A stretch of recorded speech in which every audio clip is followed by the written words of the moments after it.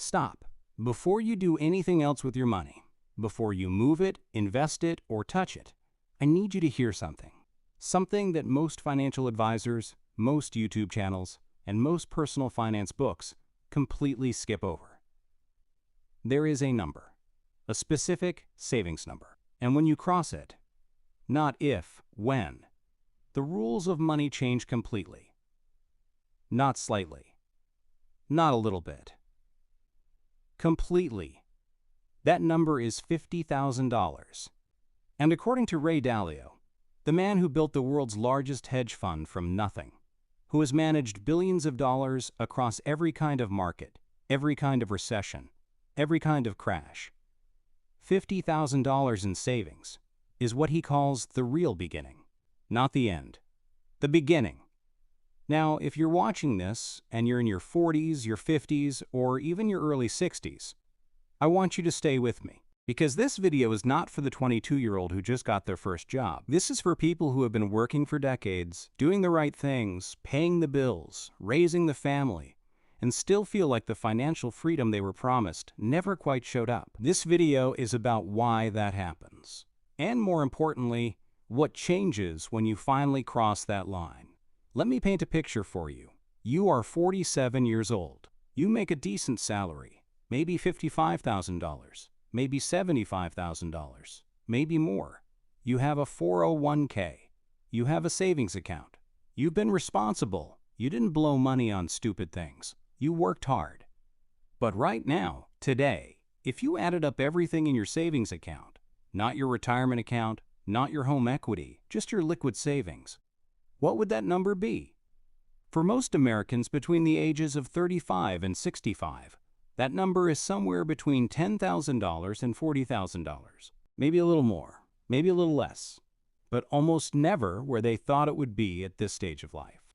And here is the brutal truth. That gap between where you are and where you need to be is not your fault the way you think it is. You were never taught about the tipping point. Here's what I mean. The financial advice most of us grew up with goes something like this. Spend less than you earn, save a little every month, put money in your 401k, and someday everything will be fine. That advice isn't wrong, but it's incomplete, because it never tells you what happens before the tipping point and what becomes possible after it. Before the tipping point, saving money feels like pushing a boulder uphill. You save $500 this month. Something breaks. You spend $600 next month. You're back to zero. You save again. You spend again.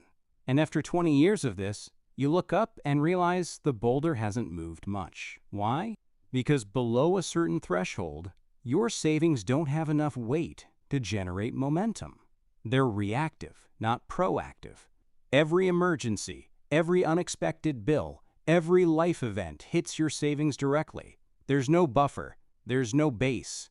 There's no runway. Ray Dalio describes this as the difference between financial survival and financial momentum.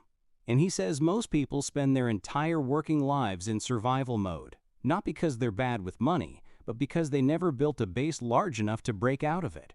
That base, for most regular American households, is right around $50,000 in liquid savings. Now let's talk about what actually changes when you get there. I want to tell you about two people. Their names are David and Sandra. They're not real people. They're composites of thousands of real stories from people who figured this out the hard way. David is 53. He works in logistics management. He's been with the same company for 18 years. He earns $71,000 a year, and he's proud of that, as he should be. He has a wife, 2 kids who are mostly grown, a house with 12 years left on the mortgage. David has $28,000 in his savings account and $44,000 in his 401k. He does everything his financial advisor told him to do. He contributes to his 401k every paycheck. He keeps his savings account at a local bank he doesn't spend recklessly. He drives a 6-year-old car. He doesn't vacation extravagantly. But David has a feeling, a low-level, persistent background feeling that things aren't quite right, that he should be further along. that despite doing everything right, he's one bad year away from real trouble. And that feeling is accurate, because when his furnace went out last February, a $6.400 replacement, David didn't have a choice. He pulled from savings. His $28,000 became $21,600. And just like that, a year and a half of disciplined saving was gone in a weekend. He'll build it back. He always does. But he'll never quite get ahead. Now, let me tell you about Sandra. Sandra is 51. She works as a physical therapist. She earns $68,000 a year, a little less than David. She is a single mom. She went through a difficult divorce at 44 and had to restart her finances almost completely. 3 years ago, Sandra crossed $50,000 in liquid savings. She'll tell you that day didn't feel any different than any other day. She didn't get a trophy. Her bank didn't call her. Nothing dramatic happened. But over the next 18 months, everything quietly shifted. When her hot water heater failed, she didn't panic. She paid for it. Done. Her savings barely moved. When her employer offered an early retirement incentive that required 3 months unpaid leave, she could actually consider it, because she had a runway. When her daughter needed help with a security deposit on her first apartment, Sandra could say yes without it being a crisis. And here's the part that matters most. Sandra's money started working. She moved her savings into a high-yield savings account. She opened a brokerage account and started putting $400 a month into a simple index fund. She didn't become a stock market expert. She didn't spend hours researching. She just had enough of a base that her money could finally grow without constantly being drained. Today, Sandra's net savings, outside of her retirement accounts, is $91,000. In 3 years, it almost doubled. Not because she got a raise, not because she won anything, but because she crossed the tipping point and momentum took over. That's what Ray Dalio is talking about. That's what the $50,000 line actually means. Now I want to get into the actual meat of what Ray Dalio teaches. Not the version dumbed down for a magazine. The real thing. Dalio has written extensively in his book Principles, in his research notes, and in dozens of interviews about what he calls the structural differences between people who build wealth and people who don't. And when you strip away the complexity, 3 shifts explain almost everything. Shift 1, from defensive to offensive thinking. The first shift is the most important and the hardest to explain because it's not really about money. It's about your mindset when you make money decisions. Below $50,000 in savings, almost every financial decision you make is defensive. You're protecting what you have. You're not thinking about growth. You're thinking about not losing. And that's completely rational. When you have $18,000 saved and you're 3 months from trouble if something goes wrong, of course you think defensively. But here's the problem with defensive thinking. It's expensive. When you think defensively, you stay in the bad job because the paycheck is safe. You don't negotiate your salary because you're afraid of being fired. You don't start the side business because you can't afford to take the risk. You don't move your savings out of a 0.01% interest account because change feels scary. Every one of those decisions costs you money, real money. Over a lifetime, those decisions can cost you hundreds of thousands of dollars. Dalio says that the wealthiest people he's observed, not just the ultra-rich, but regular people who built real financial security, all made the same transition at some point. They shifted from defending what they had to building what they wanted. And that shift almost always happened around the same time, when they crossed a savings threshold large enough to absorb life's normal chaos without wiping them out. $50,000 for most Americans is that threshold. Once you cross it, your monthly emergencies stop touching your savings. Your savings start to feel permanent. And when your savings feel permanent, you start thinking offensively. You start asking different questions. Not how do I not lose this, but how do I make this grow? That one mental shift from defensive to offensive is worth more than any investment strategy anyone will ever sell you. Shift 2. Your income stops being your only option. The second shift is more concrete. And when you understand it, it's almost impossible to unsee. For most of our working lives, our job is our only financial option. If the job goes away, everything goes away. That's not just stressful, it's a negotiating position. A very bad one. When your employer knows you need that paycheck, when they can tell from your desperation, your inability to walk away, your willingness to accept bad treatment, they act accordingly. You get passed over for raises you deserve. You accept working conditions you shouldn't. You stay 5 years past when you should have left. Dalio calls this single source dependency, and he says it's one of the most common and most devastating wealth killers he's ever observed. Not because the job is bad. Jobs are great, but because when the job is your only option, it stops being a choice and becomes a trap. Now here's what $50,000 changes about this. At $50,000 in liquid savings, you have approximately 8 to 12 months of a runway, depending on your expenses. That's not retirement. But it's something far more valuable. It's the ability to say no. No to the job that keeps treating you badly. No to the contract that doesn't pay what you're worth. No to the situation that's making you miserable. Because you have a cushion, and that cushion changes the negotiation. But there's a second part to this shift that most people miss. At $50,000 saved, your money can start generating its own income stream. Not a lot. Not at first. But if you put that $50,000 into a properly structured savings and investment mix, the kind Dalio describes in what he calls the all-weather portfolio, that money starts producing roughly $150 to $300 per month in passive returns. That's not enough to live on. But it's a second income stream. And according to Dalio, the single most important structural change any ordinary person can make in their financial life is to stop depending on one income stream. That second stream, even at $200 a month, is the beginning of something. It's proof of concept. It's momentum. And as your savings grow, it grows with it. By the time you hit $100,000, that stream is closer to $500 or $600 a month. At $200,000, it's real money. But it all starts with crossing $50,000, because that's where the second stream becomes possible. Shift 3, compounding finally works in your favor. The third shift is the one that changes everything at a mathematical level. And it's also the most misunderstood concept in all of personal finance. You've heard about compounding your whole life. The eighth wonder of the world. Let your money work for you. It gets repeated constantly. And it's true. Compounding is real, and it's powerful. But here's what nobody tells you. Compounding is almost invisible below a certain savings base. If you have $10,000 saved and you earn a 5% annual return, you make $500 in a year. That's fun. But it doesn't feel like the eighth wonder of anything. It doesn't change your life. It doesn't create momentum. It barely keeps up with inflation. If you have $30,000 saved at 5%, you make $1, $500 in a year. Better.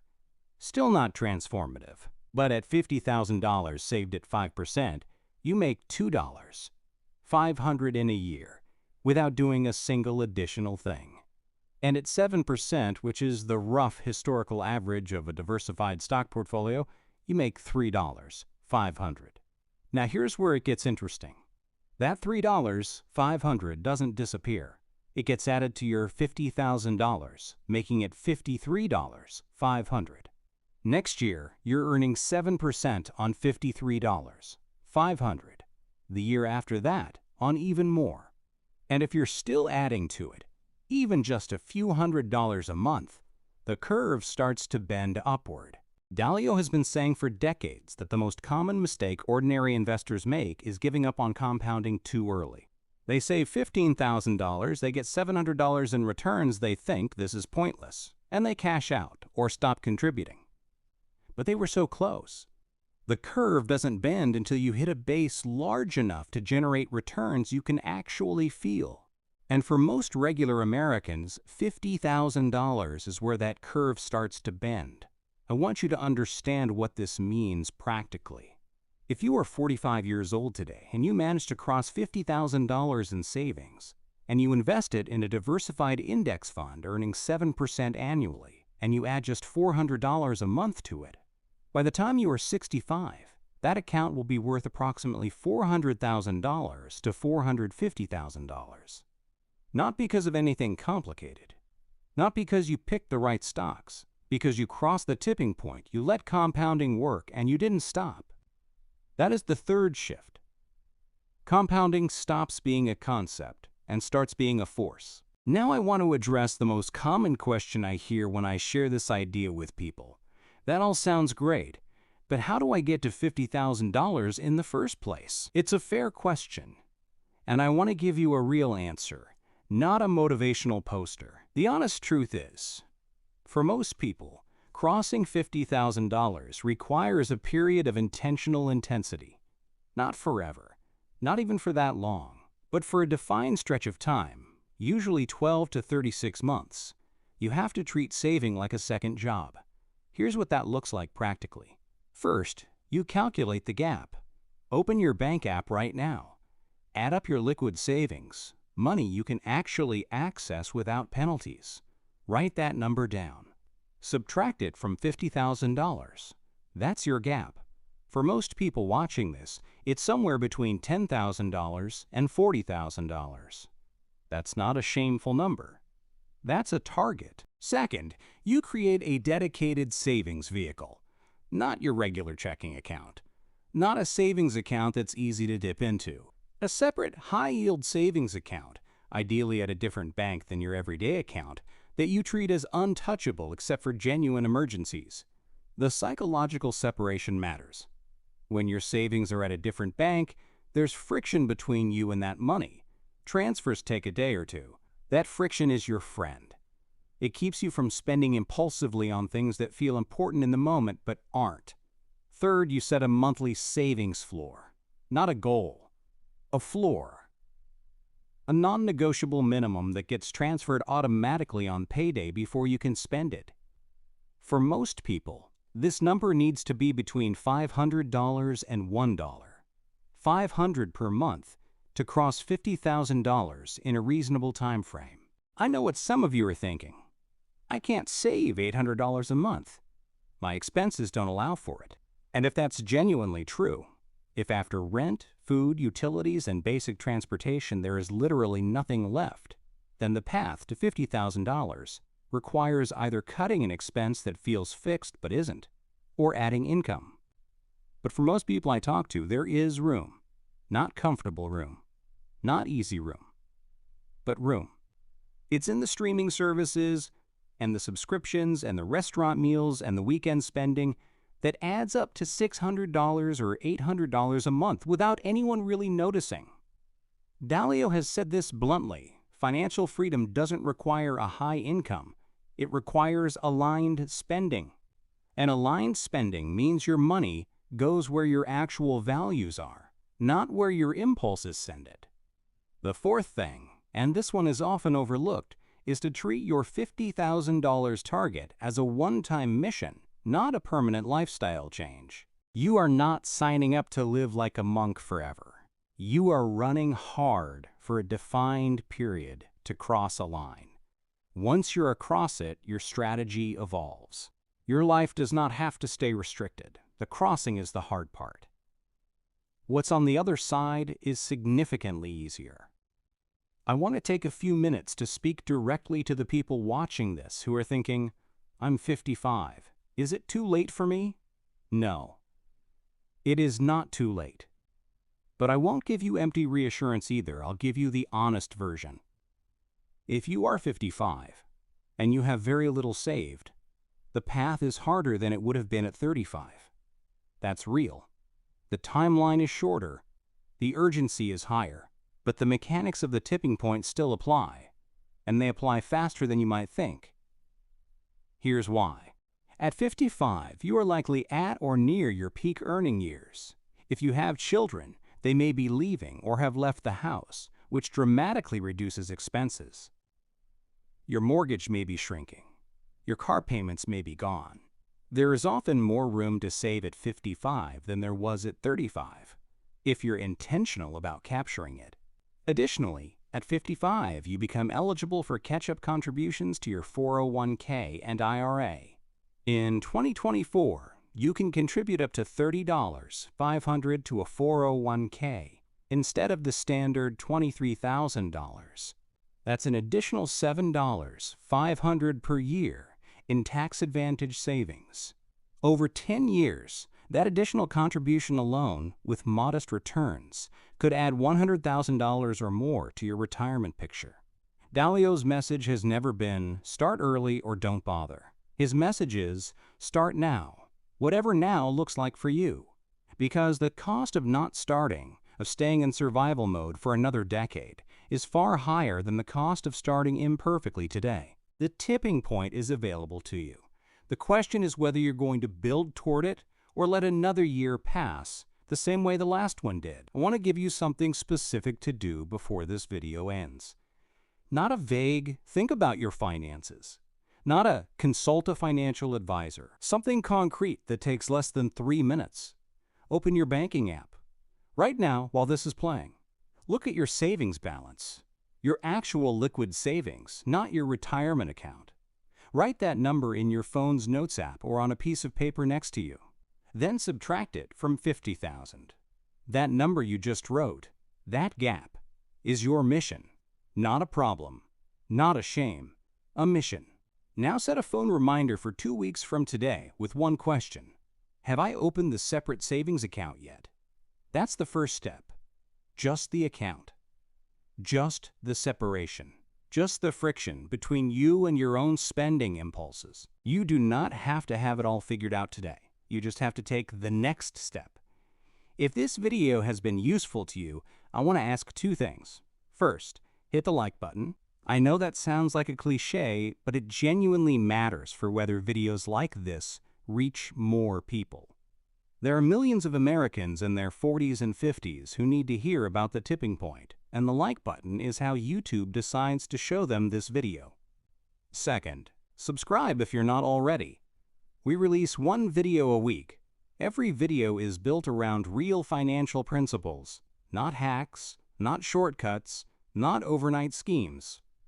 Just the things that actually work for people in the second half of their working lives who are serious about building something real. Now that you know about the tipping point, there's something else Dalio talks about that almost no one gets right. Most people who finally cross $50,000 in savings, who finally reach the momentum side, make 3 very specific mistakes in the months that follow. Mistakes that can undo everything. Mistakes that wipe out the tipping point advantage before it ever has a chance to work. The next video covers all 3, in detail, with the specific decisions you need to make to protect what you've built and build it into something that lasts.